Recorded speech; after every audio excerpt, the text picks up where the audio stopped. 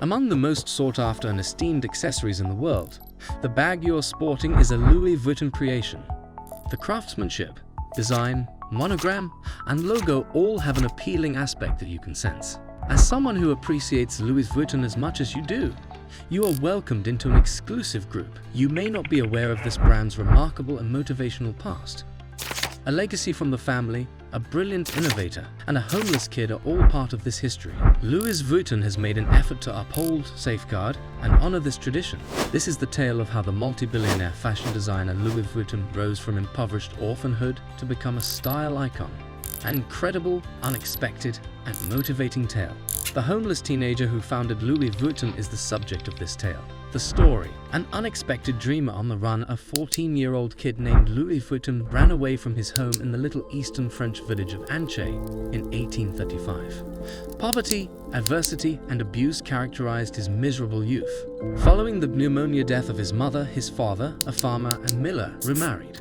Considering him to be a servant, his stepmother was rude and abusive. As an aspiring businessman, Louis made the decision to go pursue his dreams of riches in the fashion and cultural capital of Paris. The Trunk Maker. A tributary to success after 292 miles of walking and doing odd jobs along the way, Louis Vuitton finally made it to Paris in 1837. Though he was destitute and without food, he had ambition and drive. In order to gain experience and learn the trade's techniques, he obtained employment as an apprentice under a box maker and packer. He developed the ability to build stylish and robust boxes and trunks that could safeguard the possessions of the nobility and the wealthy. His clientele appreciated his work and service, so he also learned how to accommodate their wants and preferences. Power comes with a price. Fire and War. Louis Vuitton had worked for his previous company for 17 years when he launched his own workshop and store in Paris in 1853. He was trusted with his clients' valuables and sensitive items because of his growing reputation. A son named Georges was born to him after he wed Clemence Emily Parioux. In addition to being prosperous and content, he also had to deal with certain risks and difficulties, like the Crimean War impacted his clients' travel and trade, which in turn decreased demand for his items. The conflict was between Russia and its allies, France, Britain, and Turkey. The Franco-Prussian War. Following the defeat and siege of Paris, this conflict between France and Prussia compelled Louis and his family to escape the city, leaving behind their workshop and store. As a result, Louis had to adapt and diversify, beginning to manufacture military and medical equipment, stretchers, tents, and ammunition boxes. Their materials and tools had been stolen, and their business had been robbed and destroyed when they returned. Empire and monogram. A tradition of innovation rebuilding his company, Louis Vuitton relocated to a new address in a more posh neighborhood of Paris in 1871.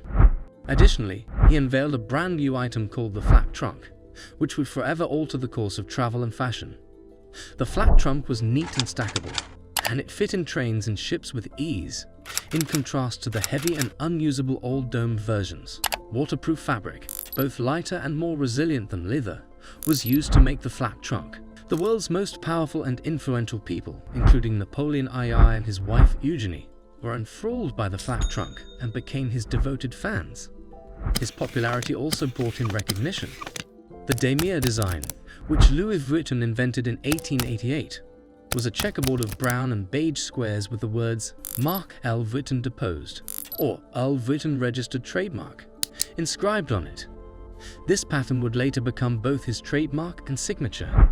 Because imitation and counterfeiting were common at the time, the damier was created to shield his items from them.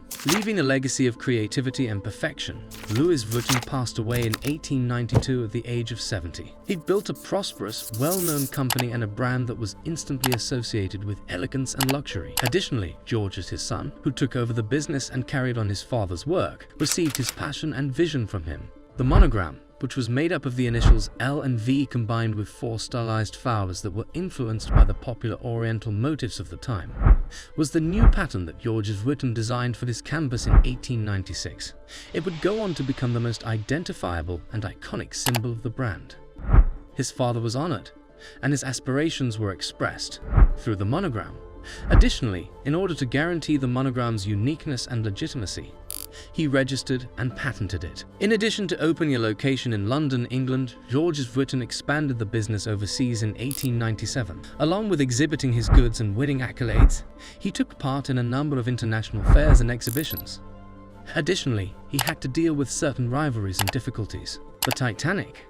Several of his clients and acquaintances perished in the ship's sinking in 1912, and some of his merchandise was also lost. Nonetheless, Georges took use of this catastrophe to showcase the strength and resilience of his trunks, which not only withstood the misfortune, but also remained afloat, preserving the valuables within. World War I. The conflict affected a large number of the nations in which he had marketplaces and stores, which interfered with the manufacture and delivery of his goods. Nonetheless, Georges changed and broadened his business, producing military and aid items including helmets, gas masks, and ambulances. To sum up, courage, inventiveness, and tenacity are the themes of Louis Vuitton's history. The narrative relates the tale of how a homeless teenager turned into a multi-billionaire fashion icon and built an empire. Whether for the better or worse, it's the tale of how a trunk altered the course of history. It's a narrative about how a trunk may represent both human aspirations and struggles.